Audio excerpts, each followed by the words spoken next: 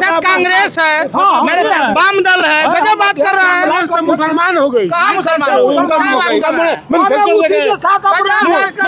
मुस्लिम league मुसलमान आदमी नहीं है, मुसलमान मनुष्य नहीं है। मुसलमान अपने उस्मान ब्रिगेडियर अपने देश के लिए कुर्बान कर दिए, शहीद हो गए। हामिद अंसारी जी जो है कि उपराष्ट्रपति रहे हैं, कोई भाजपा का बढ़िया बढ़िया कार्यकर्ता अरविंद जी के साथ है नहीं है। क्या बात कर रहे हैं? कोई खुल के फ्रंट पे आए तो हम कल से हम प्रचार करने लगे। बता दें, इधर राजू राय का हैट्रिक लगा दिए हम लोग, 1 लाख से चुनाव जीत के जा रहे हैं।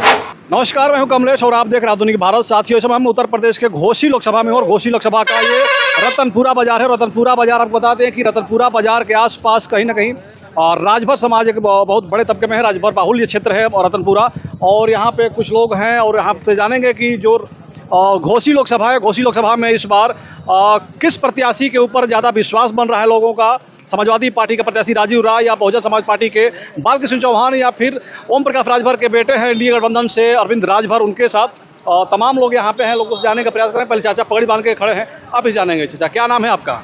नरेंद्र सिंह सेंगर। नरेंद्र सेंगर जी, क्या लग रहा है चाचा, इस बार लड़ाई किधर जा रही है? किसका पलड़ा भारी लग रहा है? भाजपा का। भाजपा का भारी लग रहा है? भाजपा तो यहाँ ही नहीं है। भाजपा का गठबंधन है ओम प्रकाश राजभर से। अच्छा, ओम प्रकाश राजभर से गठबंधन है, तो लग रहा है कि जीत जाएंगे? पक्का जीतेंगे। अच्छा, क्या समीकरण होगा? समीकरण एकदम टनाटन है। टनाटन कैसे मतलब? पिछले बार अशोक सिंह थोड़े से वोट से हारे थे। कितना वोट से? बहुत कम वोट से हारे थे। अच्छा, इस बार जीत जाएंगे।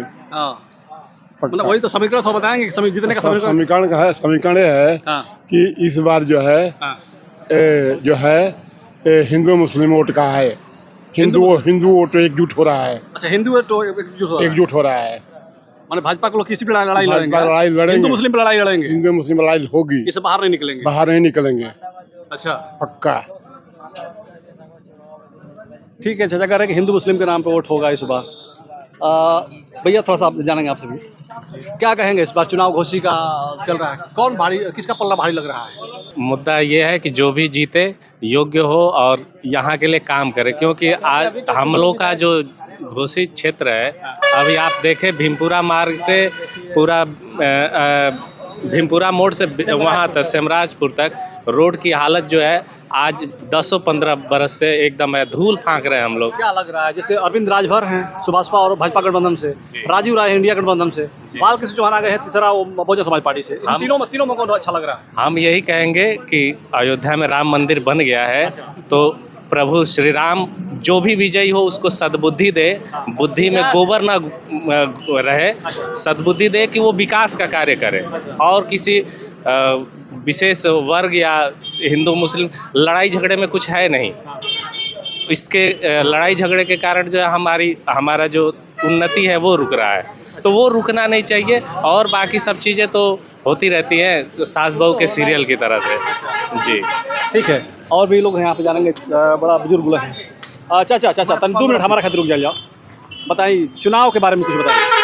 चुनाव के बारे में ठीक है, बतावे का ठीक बा? हाँ, केकर ठीक बा? हाँ, केकर ठीक? हम तो बड़ी देशवे के ठीक बाटे, के हम खराब ना घोसी के बताए, घोसी के ठीक बा? छड़ी, साइकिल या हाथी?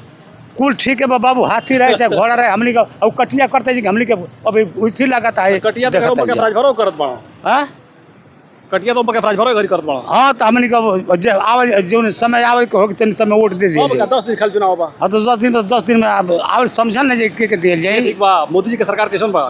काम धाम और मोदी जी का हमने के जानता ना हो, दू के कर सोल देव का जानते नहीं, केहू हमके वोट दे देवे के बाबा, खाली दे देवे के बा। हां बस।